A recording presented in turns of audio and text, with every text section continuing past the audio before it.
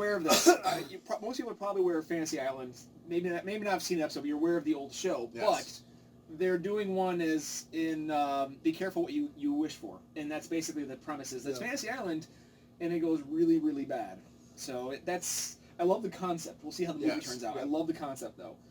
Antebellum was another one I'd heard about, but I didn't know anything, and I saw the trailer. Trailer looks promising, but it's more of a teaser, so I don't know too much about the film. But it does look like it's kind of sci-fi horror, possibly, and it looks like some aspect of the old Deep South has persisted to the modern day, kind of like that. So that's what it's supposed to look like. Maybe she went back in time to the Antebellum. There looks like a time slip that's going on there. Some sort of time jump that's there. So, Halloween Kills. Okay. Trailer did look good. I have seen the trailer for that one, and Baba Yaga. Again, okay. I would be interested in seeing if you can pull off a good Baba Yaga movie. Yeah. I'm there for it. So cool. And then you also mentioned it already, but Haunting of Bly Manor. Yeah. I am stoked. Haunting of Hill House was phenomenal. So Mike Flanagan is a genius. We've already talked about this when we talked about the Dr. Sleep. He's already proved it twice so far. I don't know if there are other Mike Flanagan vehicles. I haven't seen them. But he's a master at taking source material, then reinterpreting it. But it's not a mess. He reinterprets it in a way that's totally faithful to the spirit. Yeah, he does not ruin the original. No. So I'm really looking forward to that. And I believe, I can't remember the actors' names, but the actress that plays Eleanor and the actor that plays Luke, they have definitely signed back on. I don't know as who. I would guess that Eleanor is going to be the governess who comes into the Turn of the Screw. My guess is Luke. So the basic plot of Turn of the Screw is a governess comes in, taking care of these two kids, and the former governess and a helper recently died, and there's like intimations that maybe they have like sexually abused the kids and stuff, and also too the former governess who's dead and the helper were lovers. So I bet you that's the character that the guy who played Luke is probably going to play the ghost of. So here's the question. That's my question. So is this? Does that mean the Haunting series, because that's what it is now, there's the Haunting House, now there's the Haunting Bly Manor. Does that mean the Haunting series is now a new American Horror Story based on literary classics? I hope so, because if they're repurposing actors and actresses into new roles and new stories, I hope so, because American Horror Story, and we'll probably end on this and then on our drinking recommendations, because we're already close to the end. But American Horror Story is hit and miss. I took me a long time to like season 1. I loved season 2. Absolutely loved Freak Show. It was so good. Tried to watch Hotel? Not Hotel. I've heard people recommend that to me. What's the one with the election? And it's basically how much I hate Donald Trump. Oh, okay. Not Apocalypse, but the one before I Apocalypse. know what you're getting at. Cult is unwatchable. I hate Donald Trump too. But you can't make a TV show based on how much you hate Donald Trump. He's not good art. An Apocalypse, I tried.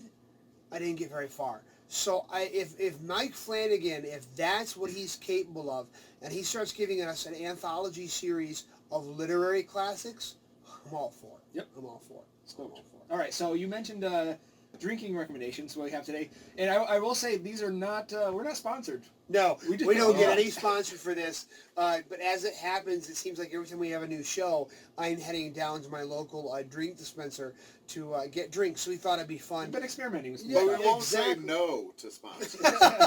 So we thought we would just call them out. So if you're local here in the Binghamton area, okay, it seems like every time I go to do a news show, I hit Sam the Beer Man on Front Street. So today's featured beer from Sam the Beer Man is Dragon's Milk. I'm not going to lie. I bought this because it had a dragon on it. I'm not going to lie. I want to buy it because it has a dragon. It's a bourbon barrel aged stout. It's really good. It's really, really, really good. I do have to warn you, this is a kick-you-in-the-face beer. Okay, so it does have an 11% ABV. So it is a little bit of a kick you in the face beer, but it's really, really good. And I can tell you later on tonight, also from Sam the Beer Man, I will be sampling salted caramel waffle. Oh. Very, very good. So well, I'll say, if you want to play the game at home, what you can do is you can try and guess what order we recorded these segments in based on how drunk Kevin gets. Well, the slurs in, that has to be at least video 6. That's So. right, exactly. He jerked his head real quick. He's Well, definitely you can loaded. tell by the number of bottles that'll be going down the armchair of the futon. Okay. So what are you drinking tonight? Well, I'm Who do actually you wanna drinking, this call? is like hometown. This isn't just Binghamton area, but this is like just down the road from me. I've got some 607 whiskey from Waterman's Distillery. Fantastic stuff. This one I have elderberry lavender. So yes, I'm drinking a foo-foo drink right now. And I don't care. To be honest, though, it tastes a lot like Sambuca or absinthe. Yes. So it has that black licorice taste Yep, to it. and, and I'm actually mixing it with sparkling lemonade. Okay. So it adds a nice little kick there. Stuff's good. 607's great stuff. They got a Yeah. lot of good flavors. They mix really, really well. Really, really mild flavors. You don't get too much of a burn, so they mix really well with everything you put them in. Tom? Well, I was contemplating going to the Green Laundromat and Liquor Store, but I wanted to see... Where you can wash your clothes and right. get a little hammered at the same time.